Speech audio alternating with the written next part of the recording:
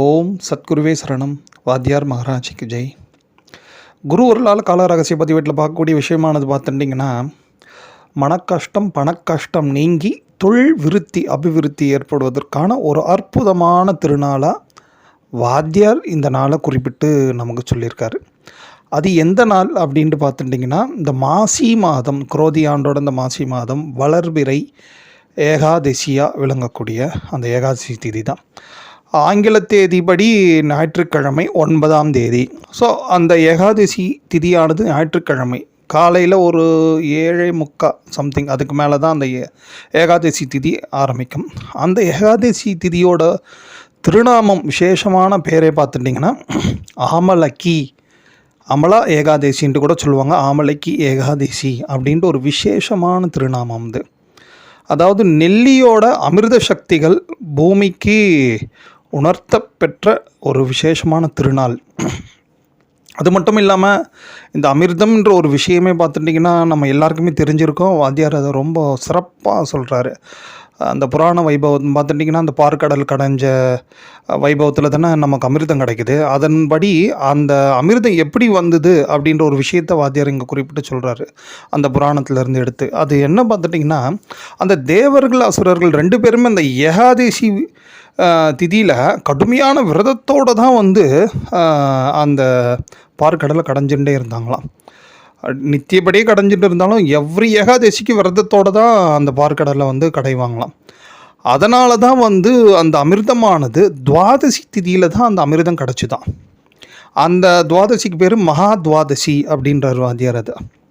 So அதனால் இந்த ஏகாதசியில் விரதம் இருக்கிறவங்களுக்கு விசேஷமான அமிர்த சக்திகள் அவங்களோட உடலில் இருக்கக்கூடிய நாடி நாளங்கள்லாம் இறைவனோட அருளால் கிடைக்கும் அப்படின்ற ஒரு விஷயத்தை தான் வாத்தியார் இங்கே குறிப்பிட்டு சொல்கிறாரு.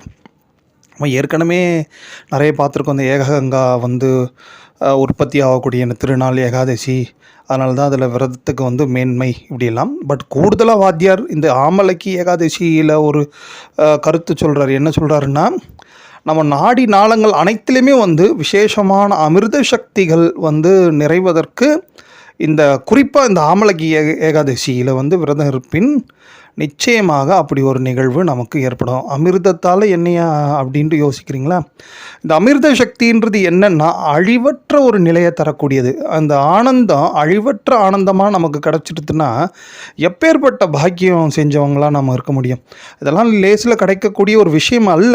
இருந்தாலும் இந்த மாதிரி வரக்கூடிய காலங்கள் குருநாதர் நமக்கு எடுத்து கொடுத்து இருக்கிறார் இல்லையா, இதெல்லாம் நம்ம முறையாக பயன்படுத்திகிட்டே வரோம்னா. ஏன்னா தேவாசுரர்களே பல கோடி ஆமலக்கி ஏகாதசி விரதத்தோடு தான் அந்த பார்க்கடலை கடைஞ்சிருக்காங்க.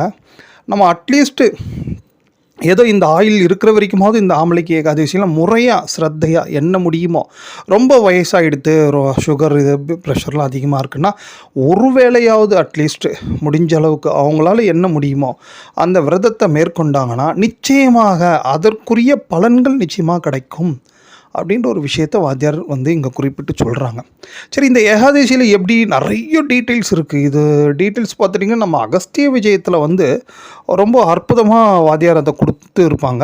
அது மார்ச் மாதம் புக்கு 2020ன்னு நினைக்கிறேன்.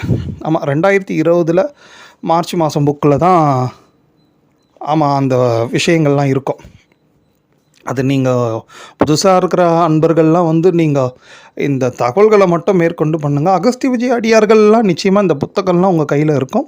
நீங்கள் எடுத்து பாருங்கள், ரொம்ப சிறப்பாக இருக்கும். அதில் நிறைய பக்கமாக இருக்குது, அவ்வளோ விசேஷங்கள் எழுதி வச்சுருக்காரு. சரி, நம்ம என்ன பண்ணலாம்? எப்போ ஏகாதசி என்ன பண்ணணும்னு சொல்லு அப்படின்வீங்க. அதுக்கு பார்த்துட்டிங்கன்னா இந்த நெல்லி, ஏன்னா இந்த ஆம்பலான்றதே நெல்லி தான் அதுக்கு பேரே. ஆமலக்கி ஏகாதசினா அந்த நெல்லியை விசேஷமாக படுத்துறது தான் அது. நெல்லியை வாங்கிக்கோங்க. உங்களால் முடிஞ்ச அளவுக்கு எவ்வளோ முடியுமோ நெல்லியை வாங்கிக்கோங்க. அந்த நெல்லியை என்ன பண்ணுறீங்கன்னா ஒரு தேனில் போட்டு, ஒரு சுத்தமான கிண்ணத்தில் ஒரு தேனில் போட்டு ஊற வைங்க. ஏகாதசி திதி ஆரம்பிக்கும் பொழுதே இந்த வேலையை பண்ணுங்க. உங்களோட விரத காலத்தில் நீங்கள் என்ன பண்ணுறீங்கன்னா அந்த தேன் நெல்லி நீங்கள் ஊற வச்சுருக்கீங்களே, அந்த தேன் நெல்லி முன்னாடி அமர்ந்து மகாலட்சுமியோட எத்தனை உங்களுக்கு திருநாமங்கள், ஸ்லோகங்கள், துதிகள் என்னெல்லாம் தெரியுமோ சொல்லுங்கள். குறிப்பாக அகஸ்திய பெருமான் அருளிய மகாலட்சுமி துவாதச நாமாவளி அப்படின்ட்டு ஒரு விசேஷமான ஒரு துதியை ஒன்று உண்டுன்றார் வாத்தியார். அதை நீங்கள் நெட்டில் கூட போட்டு சர்ச் பண்ணுங்க. அதெல்லாம் கண்டிப்பாக சொல்லுங்கள். ஏன்னா இந்த மகாலட்சுமி துவாதச நாமாவளி ஏன் ரொம்ப இம்பார்ட்டன்ட் பண்ணுறார் வாத்தியார் அப்படி பார்த்துட்டிங்கன்னா, இந்த மாதிரி ஒரு பூஜையை அகஸ்திய பெருமானே வந்து பண்ணியிருக்காரு. அப்போது அவர் இந்த ஆமலிக்கு ஏகாதசி தொடர்ந்து வரக்கூடிய அந்த அடுத்த துவாதசி நாட்களில் தான் இப்படி மகாலட்சுமியோட ஐஸ்வர்ய லக்ஷ்மியோட தரிசனம் கிடச்சி அதில் வந்து சொன்னது தான் இந்த மகாலட்சுமி துவாதச நாமாவளியாக. ஸோ இந்த நாளில் தான் அகஸ்திய பெருமானே அந்த மகாலட்சுமி துவாதச நாமாவளி சொல்லியிருக்காராம். ஸோ அதனால் அது கிடச்சா சிறப்பு. இல்லைனாலும் உங்களுக்கு தெரிஞ்ச ஸ்ரீ சூக்தத்திலேருந்து என்னெல்லாம் தெரியும் மகாலட்சுமிக்குரிய அத்தனை ஸ்லோகங்களையும் நிச்சயமாக சொல்லுங்கள். இந்த ஏகாதசி முடிஞ்ச பிறகு நீங்கள் எப்போ முடித்தாலும் பிரச்சனை இல்லை. முடித்த பிறகு அந்த தேனில் ஒரு நெல்லிக்காயை ஒரு சொட்டு எடுத்துங்க, கொஞ்சமாக உங்களால் முடிஞ்ச அளவுக்கு. ஏன்னா ஹெவி சுகர் இருக்கிறவங்களும் அதை பார்த்துங்க. நல்லா தான் இருக்கிறவங்க கண்டிப்பாக நல்லாவே எடுத்துங்க, ஒன்றும் தப்பு கிடையாது. ரொம்ப மிகப்பெரிய ஆனந்தம் நிச்சயமாக கிடைக்கும் அப்படின்ற ஒரு விஷயத்தை வாத்தியார் இங்கே குறிப்பிட்டு சொல்கிறாரு. ஸோ இதெல்லாம் இந்த ஆமலிக்கு ஏகாதசியோட நிறைய குறிப்புகள். இது கூடுதலாக நிறைய தகவல் இருக்குது. நம்மளால் என்ன செய்ய முடியுமோ அதை பார்த்துக்குவோம். ஏன்னா இது விடுமுறை நாட்கள்ன்றதுனால உங்களுக்கு வந்து இந்த ஒரு விரதத்தை சொல்கிறதுக்கு ஒரு சந்தோஷம். ஏன்னா நித்தியப்படி ஓடிகிட்டே இருக்கும் போது விரதத்தோட ஒரு வேலையை செய்கிறது சிரமமாக இருக்கும். வீட்டில் இருக்கும் போது ஒரு வேலை 2 வேலை விரதம் இருக்கிறது வந்து ஒன்றையும் நமக்கு பெரிய சங்கடமாக இருக்காது. ஸோ அதனால் இதை நிச்சயமாக முயற்சி பண்ணுங்க. சரி, இப்போது இதில் கூடுதலாக என்ன ஒரு விசேஷங்கள்லாம் இருக்குது? ஆமலிக்கு ஏகாதசிக்கு இவ்வளோ விஷயங்கள் வாத்தியார் குறிப்பிட்டு சொல்லியிருக்காங்க. இதில் பார்த்துட்டிங்கன்னா புனர்பூசம் திருநக்ஷத்திரம் அன்னைக்கு வந்து இருக்குங்க, அந்த ஞாயிற்றுக்கிழமை. இந்த புனர்பூசம் திருநக்ஷத்திரத்தோட ஒரு அதிமகா விசேஷம் என்ன அப்படி பார்த்துட்டிங்கன்னா, புனருத்தாரணம் அப்படின்ட்டு சொல்லுவாங்க. அதாவது வந்து புத்துயிர் தருவது. அது எப்படி சொல்கிறது பார்த்தாச்சுன்னா, நம்ம ரொட்டீனாக இருக்கிறோம், நமக்கு ஒரு புத்துணர்ச்சி கிடச்சா தான் அடுத்த ஒரு வேலையை செய்ய முடியும். இல்லைனா அப்படியே ஒன்றே செஞ்சுட்டே ஒரே கவலை, ஒரே வேலை, ஒரே வீடு வாசல் இப்படியே ஒரு மாதிரி இருக்கப்பா என்னப்பான்ட்டு இருக்கும்போது நிறைய பேர் ஒரு சோர்வு ஏற்படும் இல்லையா? அந்த சோர்வெல்லாம் நீக்கி ஒரு புத்துணர்ச்சி தரக்கூடிய ஒரு விசேஷமான திருநக்ஷத்திரம் தான் இந்த புனர்பூசம் திருநக்ஷத்திரம். ஸோ அந்த திருநக்ஷத்திரத்தோடு இந்த ஏகாதசி வரும்பொழுது நம்ம இந்த ஏகாதசி விரதத்தை முறையாக மேற்கொண்டு பெருமாளை தரிசனம் பண்ணிட்டு மகாலட்சுமிக்குரிய ஸ்லோகங்கள்லாம் சொல்லிட்டு இருந்துட்டோம் வச்சிங்களேன், நம்ம வாழ்க்கையில் ஒரு புத்துணர்ச்சி, ஒரு மறுமலர்ச்சி நிச்சயமாக ஏற்படுவதற்கான மிகப்பெரிய வாய்ப்புகள் உண்டு.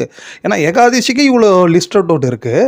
தென் நம்ம அதை வந்து பூஸ்ட் பண்ணுற மாதிரி நமக்கு வந்து இந்த நட்சத்திரம் இருக்குது புனர்பூசம். யோகமும் நீங்கள் விசேஷமானது தான், சௌபாக்கிய யோகம். ஏன்னா லக்ஷ்மிக்கே ஒரு பேர் உண்டு, சௌபாக்கியவதி, சௌபாக்கிய லக்ஷ்மின்ட்டு. ஸோ எவ்ரிதிங் எல்லாமே வந்து ரொம்ப ஆப்டாக இருக்குது. எல்லாத்த விட மேலாக நமக்கு விடுமுறையும் இருக்குது, மோஸ்ட்லி விடுமுறை இருக்கும். ஸோ இதை கண்டிப்பாக பயன்படுத்தி எல்லோரும் இந்த ஏகாதசியோட முழு பலன்களை நிச்சயமாக அடையணும். இந்த முழு பலன்களால் என்ன பார்த்துட்டிங்கன்னா, நிச்சயமாக மனக்கஷ்டம் தீரும் அப்படின்ற ஒரு விஷயத்தை வாத்தியார் இங்கே குறிப்பிட்டு சொல்கிறாங்க. ஓம்.